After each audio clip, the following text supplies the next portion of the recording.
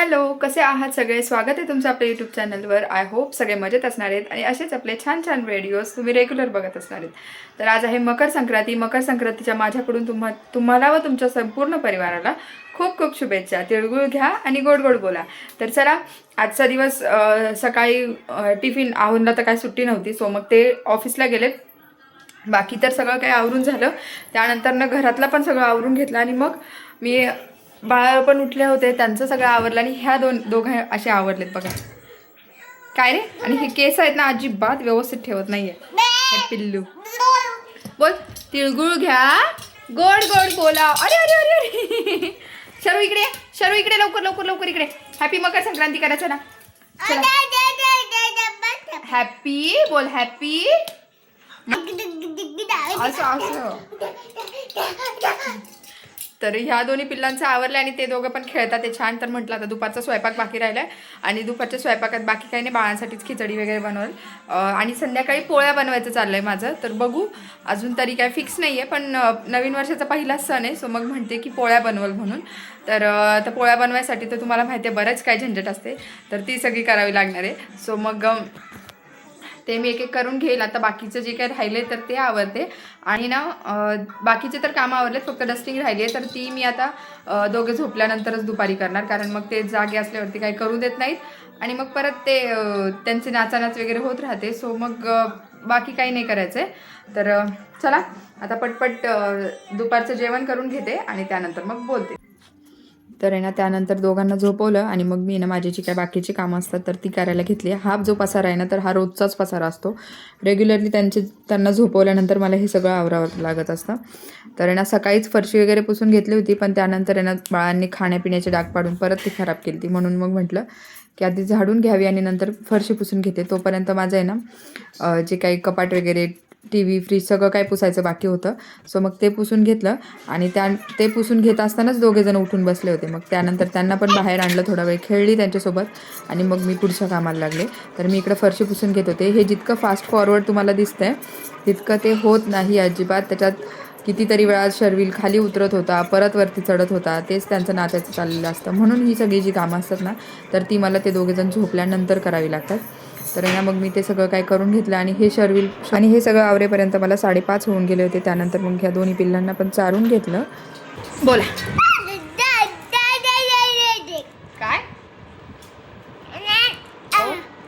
काय काय बघतोय? कार्टून? माशा? आणि इकडे शरू बसलाय. शरू काय खातोय? काय खातोय? काय? चॉकी?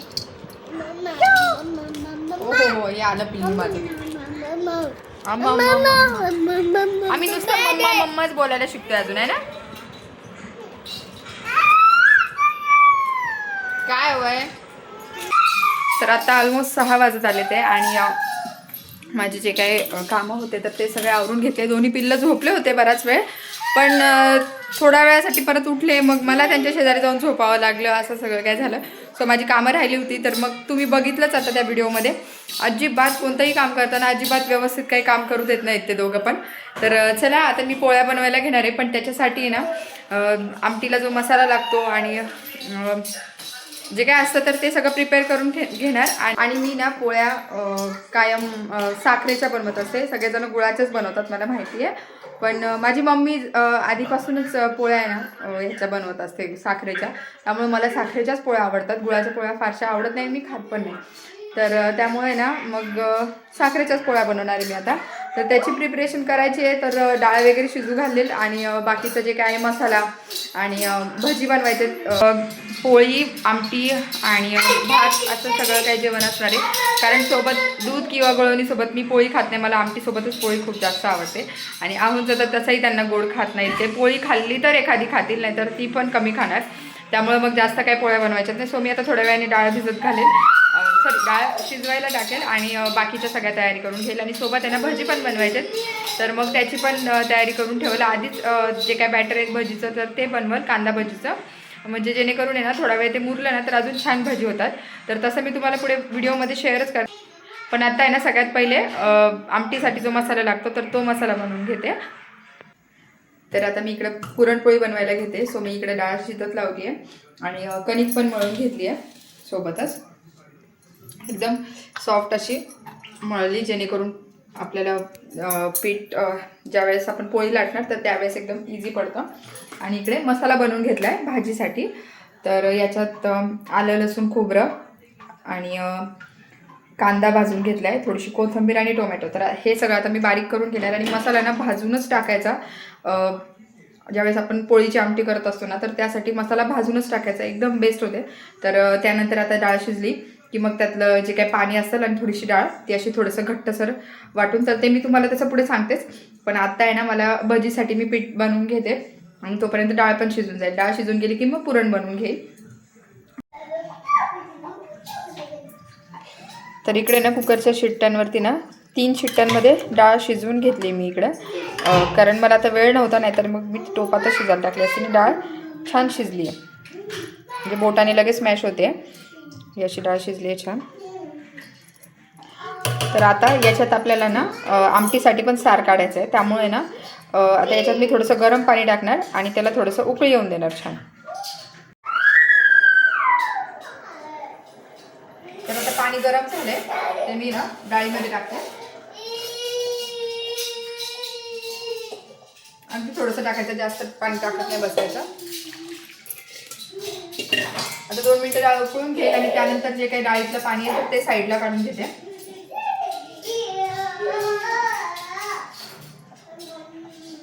तर आता हे जी डाळ शिजवून घेतलेली त्यात थोडंसं पाणी ॲड केलं. तर आता हे पाणी सगळं मी चाळणीच्या मदतीने ना सगळं स्ट्रेन करून घेते.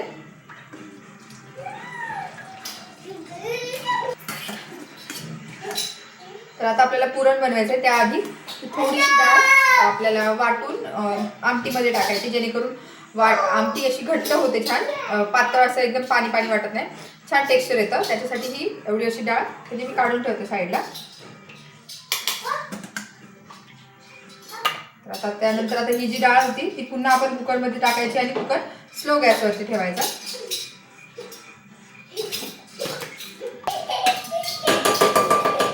याच्यात आता साखर टाकायची आहे.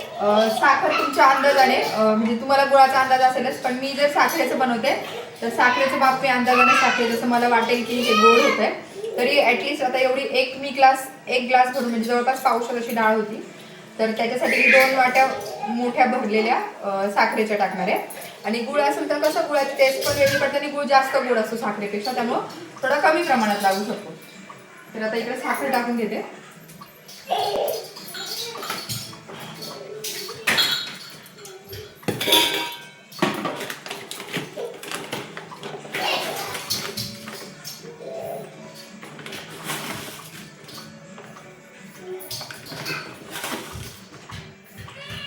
तर ते अजून मिक्स होईल छान.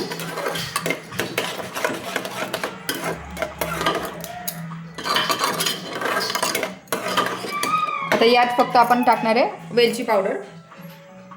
तर पुरणाची जी डाळ आहे तर ती शिजवून झाली आपली आणि ती एक थोडा वेळ आहे ना अजून त्याला ते घट्टपणे येईपर्यंत ठेवायचे आणि त्यानंतर आपण ते वाटून घेणार आहे मिक्सरला. तोपर्यंत मी इकडे आमटी फोडणीला टाकते. आमटीमध्ये काही नाही, नॉर्मल फक्त आमटी फोडणीला देताना त्याच्यात एक की त्यामध्ये कढीपत्ता आवर्जून टाकायचा. कढीपत्त्याने अजून छान टेस्ट येते. आणि तर आपण तर जो काय बाकीचा मसाला केलेला तर आहेच, तर तसं मी तुम्हाला ते पुढे दाखवते. तर आता आमटीला फोडणी देताना आहे ना मी त्याच्यामध्ये 2 तेजपत्त्याची पानं आणि थोडासा कढीपत्ता आणि थोडासा दालचिनीचा तुकडा, ते सगळं टाकून घ्यायचं. आणि त्यानंतर आपल्याला डिरेक्टली त्याच्यामध्ये आपण जो वाटून घेतलेला मसाला आहे तर तो ॲड करायचा.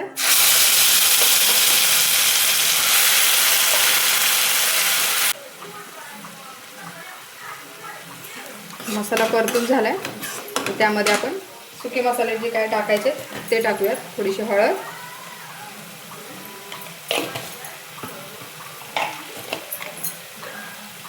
लाल मसाला, आणि ही आमटी आहे ना थोडीशी तिखटच छान लागते आणि थोडा जास्त लाल मसाला मिक्स करून घ्यायचा छान.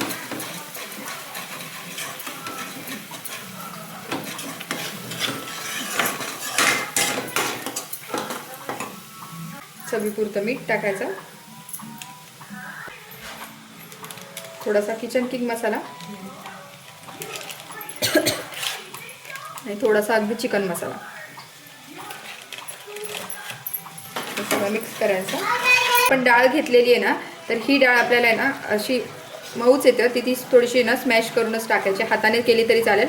आणि तुम्हाला जर वाटलं थोडीशी होत नाही आहे व्यवस्थित, तर मग ती तुम्ही मिक्सरला पण एकदा फिरवून घेऊ शकता, पण जास्त बारीक करायची नाही. तर ही अशी डाळ आहे, ही टाकून देते मी त्याच्यात. अशी डाळ टाकली ना की आमटीला छान आहे ना दाटपणा येतो, पातळ होत नाही जास्त आमटी.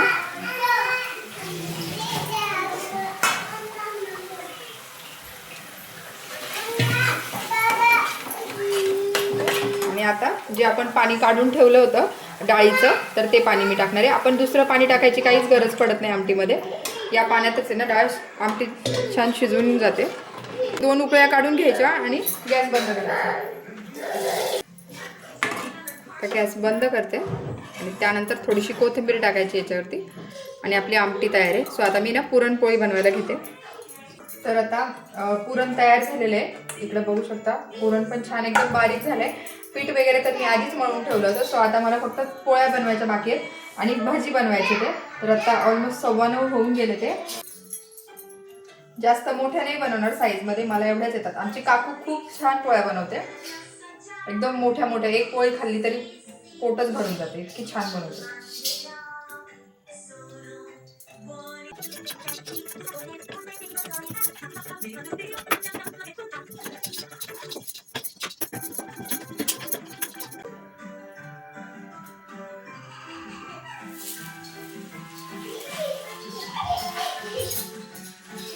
बऱ्याच दिवसांनंतर पोळ्या करत होते.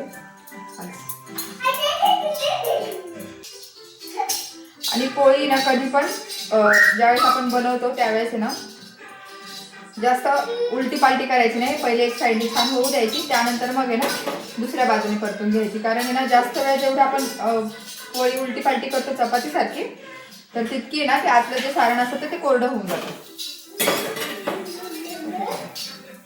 आणि किती छान पहिलीच पोळी इतकी छान फुगली माझी.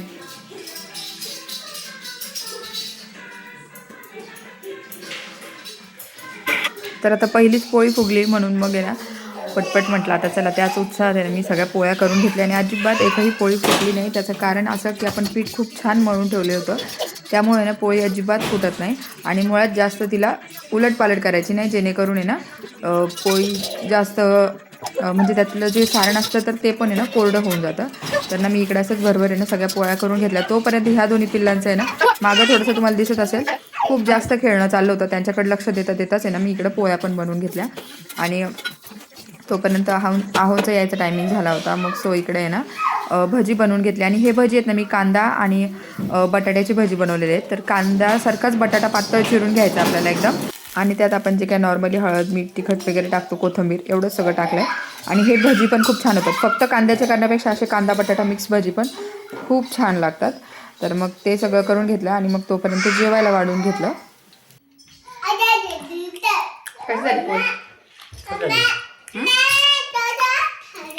आता जेवण करायला बसले. 10:30 होत आले. ते आऊंचा नेहमीसारखा उशीर झाला त्यांना यायला. आता खाऊन बघते. आणि लाईट पण गेली. ही दोन्ही पिल्ला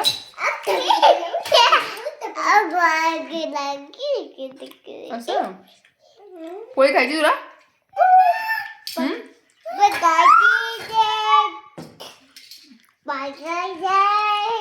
पोळी मस्त झाली. आणि भजी बनवलेत मी, तर ते कांदा आणि बटाट्याचे मिक्स बनवले ते पण खूप छान झाले. ते आमटी तर बेस्टच झाली. तर चला लाईट तर नाही आहे, पण आता असंच अंधारात जेवण करून घ्यायला लागणार. ही पिल्लं बघा. तर चला जेवण वगैरे करून घेते आणि नंतर बोलते. तर जेवण वगैरे झालं आणि नेमकं जेवायला बसलो आणि लाईट गेले. तर अर्धं जेवण झाल्यावरती लाईट आले जवळपास. तोपर्यंत बाळांचं खेळणं चालू होतं आणि त्यांचा धिंगाणा चालू होतं दोघांचं पण. तर जेवण वगैरे झालं आणि पोळी खूप छान झाली. ती मला आधीपासूनच साखरेतलीच पोळी आवडते, कारण मम्मी आमची मुळात साखरेची पोळी करायची. सो मग तीच पोळी आवडते मला. साखरेची पोळी आहोंला पण खूप आवडली. आणि नॉर्मली जेवण वगैरे केलं, त्यानंतर आवरलं सगळं आणि आता बसली आहे थोडीशी. तर म्हटलं चला व्हिडिओचा एंड करूयात. आणि दोन्ही पिल्लू पण छान खेळतात ते आतमध्ये त्यांच्यासोबत.